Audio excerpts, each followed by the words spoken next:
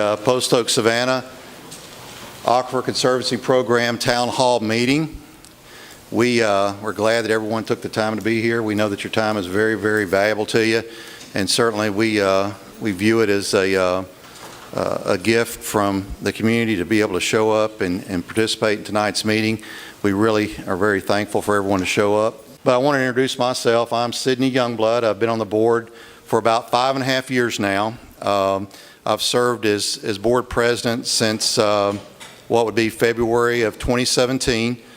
It's an honor to serve on this board with fellow board members, hard-working board members that really work hard at driving against our mission statement that we're tasked with. So without further ado, Gary, I'm going to turn the microphone over to you, and it's in good hands, folks. I think you're going to enjoy this presentation this evening with questions and answers afterwards.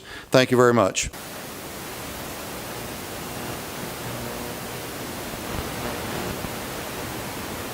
All right, let's look at our mission statement. Sidney talked about this a couple of times. A lot of big words here that mean a lot. You know, conservation, preservation, and protection. That's what we're concerned about. We're also looking at ways to recharge and prevent waste in our aquifers. But all of this boils down to how do you accomplish this? So we adopt and enforce rules that are consistent with state law. That's what we have to do. A lot of what we do is mandated by state law and court decisions. And so we're always looking at that.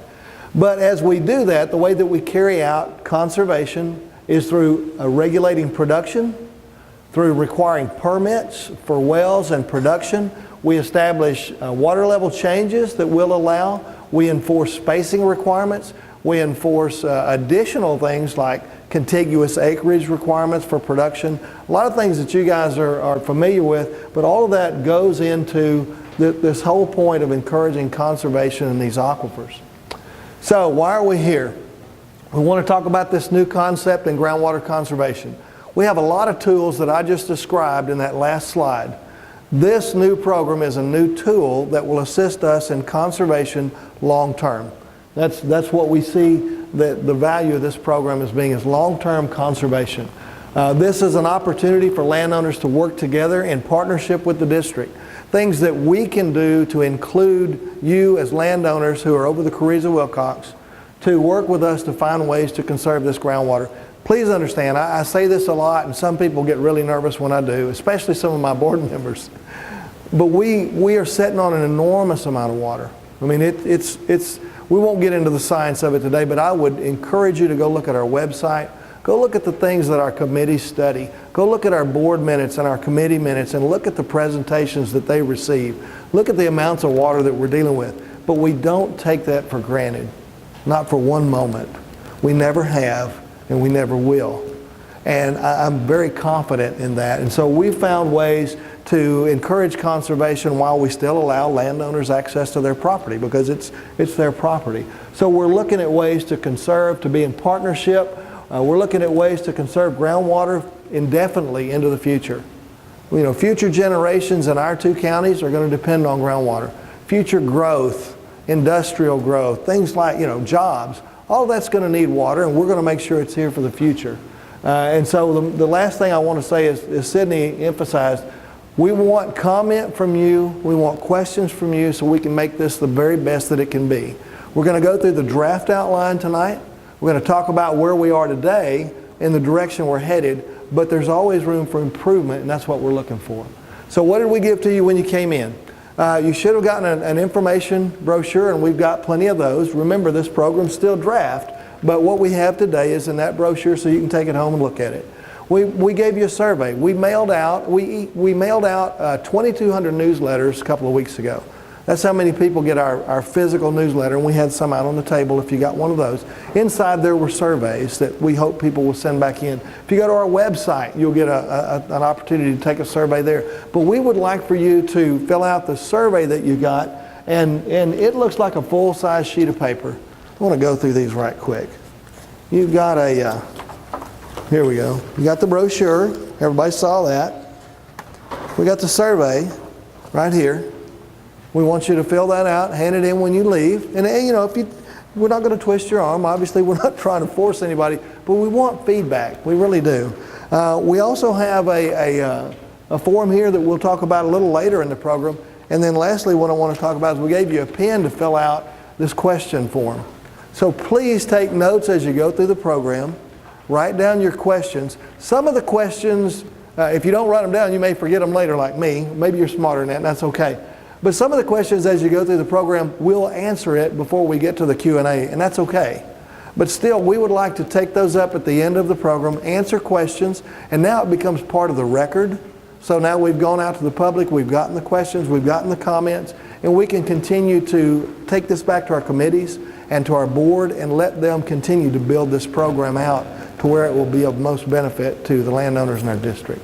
So we really need your participation. So as we go through the program, please write down questions, because we'll take questions at the end. We'll pick up your papers and answer the questions. We're not going to skip any questions. We'll answer them all before we leave here. And if there's something we don't know, that's fine. We'll go find it out for you.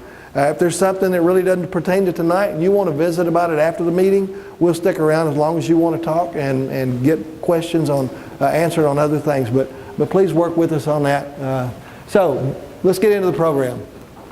Sid read this a while ago. This is about a legacy. You want to leave something that matters? We think this is something that's going to matter. It's about stewardship. You know, everybody wants to be a good steward of resources, or at least I believe everybody deep down does want to be a good steward of resources. So we're trying to find a way that we can enable landowners to be a part of that. So when you take your groundwater resources and commit them into something that's long-term, and you know, once we started developing this program 9 or 10 months ago, I was looking at different conservancy programs, and I was really amazed at the amount of folks in our country that really commit large amounts of resources into long-term conservancy. And so that, to me, I thought that was very encouraging and certainly something that we wanted to roll forward into this program. All right, so number one, this will be funded by fees that the Groundwater District collects. We'll collect those, there we go. We'll collect those annually in advance. So the money will be in the bank a long time before it's paid out. The purpose of that is so that everything is firm, you're on a good foundation, you know what to plan for, you know how the program's going to work long term and a long time before it comes time to pay out any rewards to people who choose to participate. The second thing is it's completely voluntary. You know, guys, you own your water. It's your choice what you do with it. It's your choice. And so if you choose to commit it for a term, that's your choice. If you choose to commit it for a longer term, again, your choice. But it remains your ownership and under your control. And one of the things that we heard a lot of questions about is, can I still have a household well? And the answer is yes. And now if you got to have a permit for it, that's something that we're still working on. And so that may or may not disqualify you. But as far as exempt wells, and those are wells that according to state law and our rules are wells that you use for domestic use or watering livestock, and they do about 17 to 18 gallons a minute. It's pretty good size well, really. That's about 28 acre-feet a year. But so exempt wells are okay. They don't disqualify you from the program.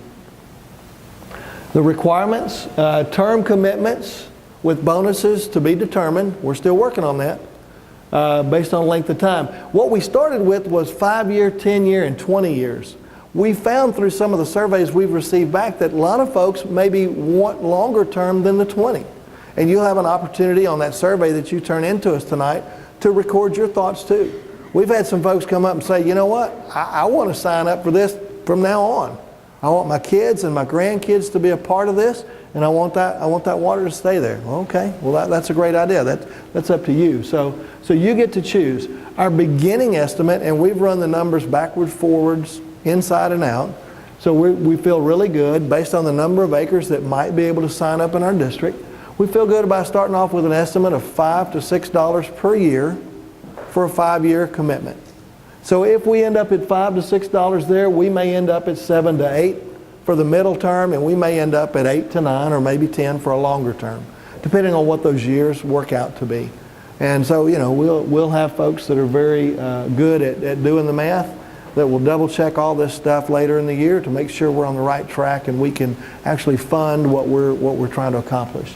So this is kind of the terms that we're looking at for now, subject to change. New member sign-ups will be once a year, and the reason for this is you know, there's going to be a lot of folks involved. When you look at the size tracts that we have in our two counties, it's quite conceivable that we might have several thousand landowners signing up. So obviously you don't want those folks just drifting in at any given time, because if you got 100 of them show up at the same time, that could be a problem. So what we're looking at is the possibility of having a third party that we engage and contract with that will handle the signups for us. And we'd like to do it during a 90-day period. And if you keep in mind that we have an annual budget process, then it makes a little sense that we would do this in June, July, and August of each year, so that by the time we get to November and get ready to adopt our budget for the next year, we'll know what kind of acreage we're looking at, what the terms look like, and what the breakdown is, so that we can see what we need to generate in the way of revenue so that we can fund the program for the coming year.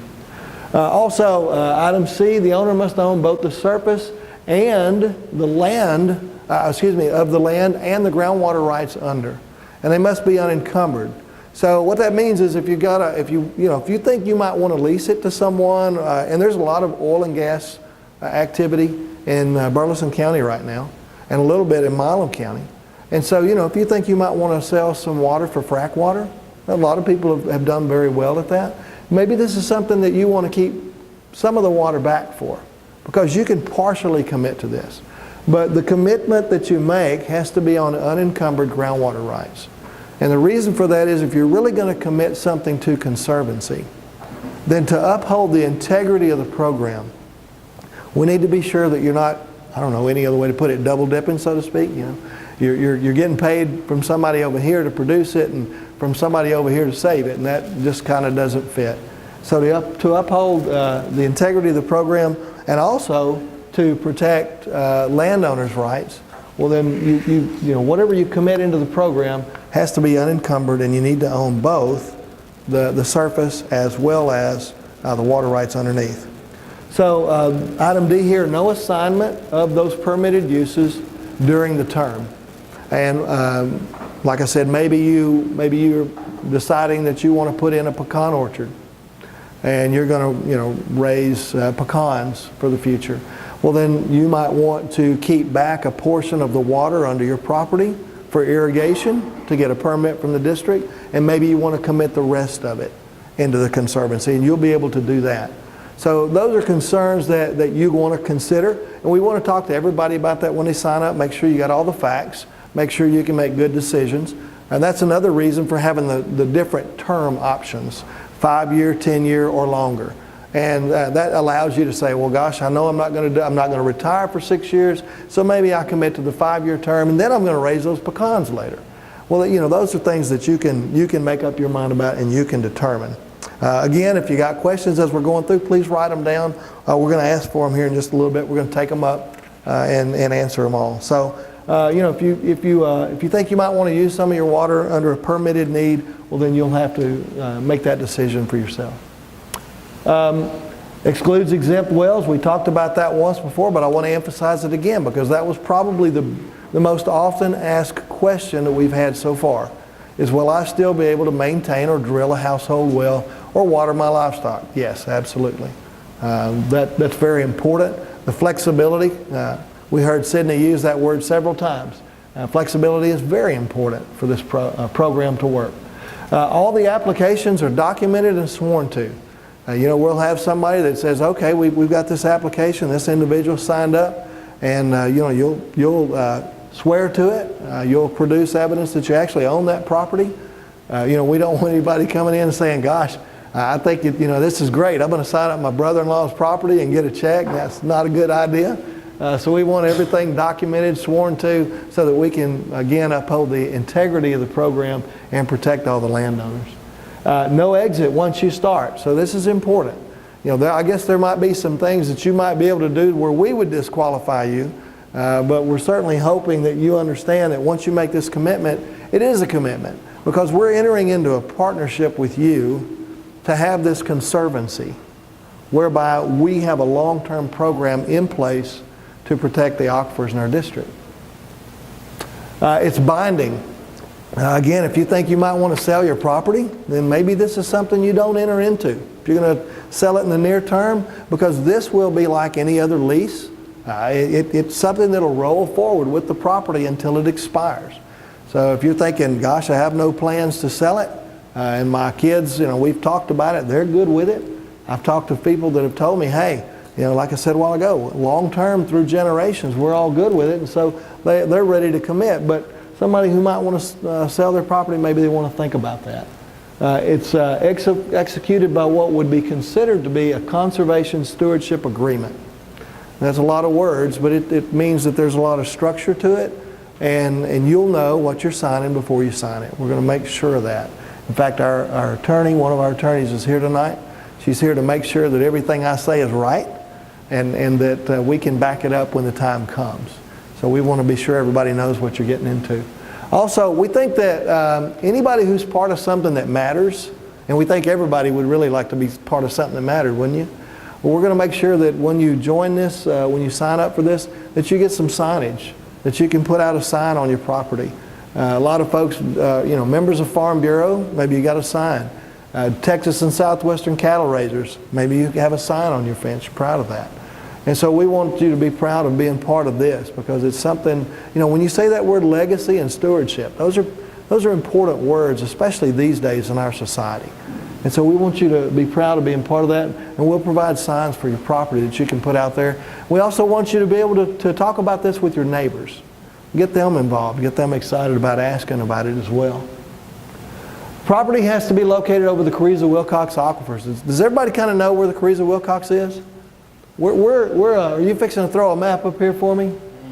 Is that the intent here? Uh-oh. He's pretty good with that computer. We'll see. Well, it's thinking about it. There it is. All right. So what we got here, we prepared this for the commissioners. Last week we had a meeting at the Milam County Commissioners workshop. And what you have in different colors here is the different precincts. But this blue line right here is the extent of the Carrizo-Wilcox. Everything up here is outside of it, but everything in this hashed area here, you can see these little bitty blue lines, that's inside the Carrizo-Wilcox. So later on, if you want to come up and get a closer look, and you want to come up here and look and see, where your place is in relation to some of these main highways. Here's Milano and Cameron, Rockdale, Highway 36 and 77. You want to look at some of the county roads, if that'll help you discern, well then we'll certainly call that back up for you. What's the matter? Bobby can zoom in. Bobby's a guy in the blue. If you haven't met Bobby, Bobby's our water resource management specialist. He's a hydrologist and hydrogeologist now by training. Graduated from Texas A&M with a master's degree. So he's pretty good at this computer stuff too, and we appreciate all that he does for us. He's also in charge of our water well monitoring. If you got a water well and he's not checking water levels for you once a year, talk to him before you leave, okay? And we got brochures back there about that. All right, so back to this. Your property needs to be over the Carrizo-Wilcox. And participation here does not disqualify you from participation in some of our other programs. We have funds available to plug abandoned wells. If you got an old well that you're not using anymore, we will pay all of the cost up to $2,500 to plug that. You're not disqualified from that. You can come to our rainwater harvesting. We do workshops. The next one is the 27th of July. You go to our website and look at the calendar and find all this stuff out. So it doesn't disqualify you from any of our other programs. That's very important. That was one of the questions asked. It's a standalone budget item. And the reason that's important, how many times have you heard something about one of our branches of government taking money out of one fund and doing something in another? You just don't get a good feeling about that, right? Well, we're not going to play that game. That's a shell game, and we don't play that. Everything that we do is going to be in a standalone budget item committed to that purpose and only for that purpose. You'll know what we're doing at any given time. All you have to do is look at the budget that we have posted on our website, and you'll be able to see everything that we're doing and why we're doing it. Payments will be dispersed annually following the first full year of membership in this program for participating landowners.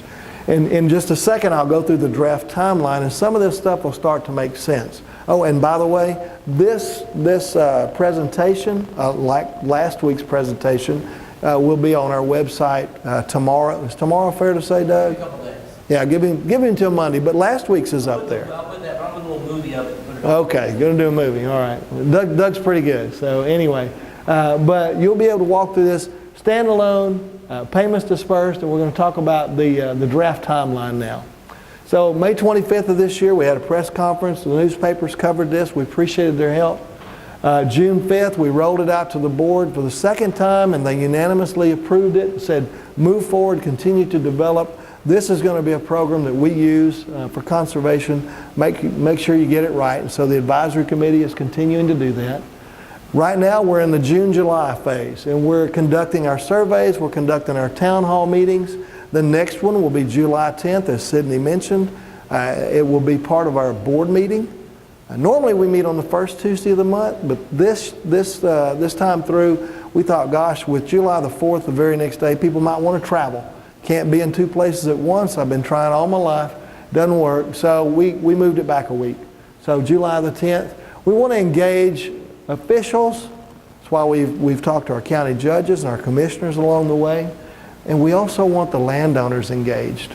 You know, we're trying to get the word out in a lot of different ways. And this is a really good turnout tonight. But don't you think it'd be better if we had 100 people here? Or 150 or 200? It's just, you know, there's so much going on these days, and not everybody listens to the radio, not everybody reads the newspaper, not everybody does Facebook and Twitter. That's where you come in. If you're impressed with this, we want you to go out and talk to your neighbors and tell them what we're doing. We need to engage landowners who are willing to go out and tell people, hey, you need to go check that out. You need to go talk to them. You need to go look at the website. This looks, you know, just tell them what you think and get them interested and tell them to go look at it. So we're engaging landowners and local officials, and then we'll come back after we get these surveys back to our board meeting August the 7th, and the advisory committee will have looked at all this information. The board's going to reconsider it, and they're going to give the advisory committee some more instructions. Okay, do this, don't do that, move forward. We like this, we don't do that, we don't like that, let's change this. You know, those will be the discussions that they have based on the information we get back out of the surveys. Very important to get those surveys back. So, the survey questions, you know, you looked at them, they're pretty short, they're pretty simple. If you're not committing to anything tonight, you know, there's no notary that's going to follow you up on your signature and check your driver's license. You're not committing to anything tonight. But if you liked this, how many acres do you think you'd sign up? And how long? Are you more interested in a 5-year or a 20-year? Or do you maybe think, you know, I wish it lasted for 50 years. Well, maybe you check other. Additional comments. If there's something you think would help make it better, write that down. We want to know about it. And we want to know if you're willing to help spread the word about it. I mean, we're not going to ask you to go into sales for us, but we certainly want you to tell people about it so they can make an educated and informed decision for themselves. And also, again, it gives us an opportunity to work in community with each other, the district and the landowners, and we think that's important. So in August 15th, I want to invite you guys. Many of you have been to our Groundwater Summit that we have in Caldwell. The reason we have it there is it's the largest facility. It's a facility that's capable of handling that size of crowd. So we've had almost 300 in there before for that. We bring in folks that are very qualified in different areas, from lawyers to hydrologists. They talk about the condition of our aquifers.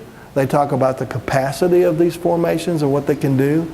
They talk about all kinds of things, and it's free.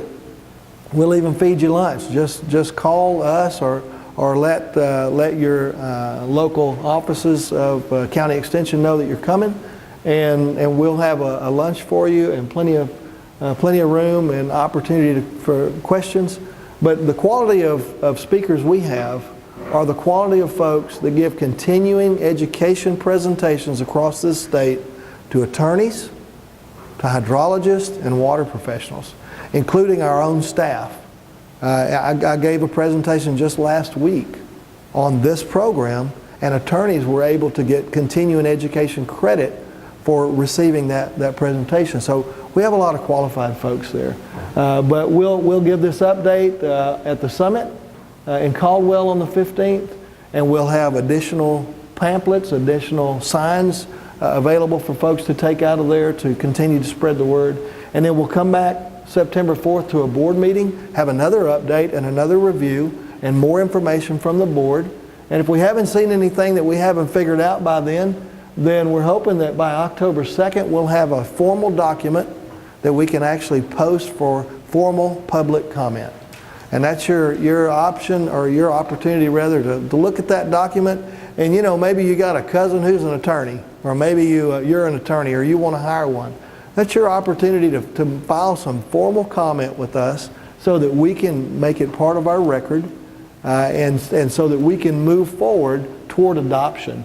So then we come back after that 60 days, we come back to the board, we summarize all the comments we've received, they review those comments, they look at it, they decide what we'll continue to support and any changes we're going to make, and then hopefully after 30 days of consideration we'll come back and talk about it again in January and maybe adopt it there. Now the good news about this timeline, even though it's very aggressive, it gives us a little time, because as I mentioned a while ago, that 90-day sign-up period will start following in June. So if we got something we need to work out, we got several months in there that we can work that out. And that's important for us to have. So we'll have that 90-day sign-up that begins October 1st. We'll receive the list of folks that have signed up and the terms that they've signed up for, and we'll be able to do the math, and we'll have that ready for our budget hearings and budget adoption at our November 2019 board meeting. And we will begin to collect fees at the beginning of the next year to fully fund the program, including to fund a reservation account. We want to be able to make sure that we're able to account for any changes, any fluctuation in membership. As an example, let's say that we get 100,000 acres signed up the first year. Well, you might think, gosh, it may not get any bigger than that, and so you collect your fees based on that, and then the next year you get another 100,000 signs up. Well, now you've got a little bit of a financial dilemma to consider. So we're going to be sure that we've got a fund set aside with a reserve amount in there that will take care of any of those fluctuations far into the future. So those are the types of information that we'll be considering as we adopt our budgets to fully fund this. Then, as we said, after you've been part of it all through 2020, you've been a member now, you signed up in 2019, it went into effect January the next year. Well, then the January after that, then the payments would begin to those folks who participated. I mentioned the ambassador program, and this is in your packet there. We're looking for folks that are respected by the public. We're looking for folks that want to support what we're trying to do in conservation of these aquifers. And we're looking for folks that are willing to participate in a slight orientation. I know that sounds painful, but it won't be. But we want you to be able to go out and carry the message out into the public and answer a few basic questions and encourage people to continue to consider. And we want folks that are willing to carry that message of conservation and how important it is long term for us. So that kind of wraps up where we are in the program.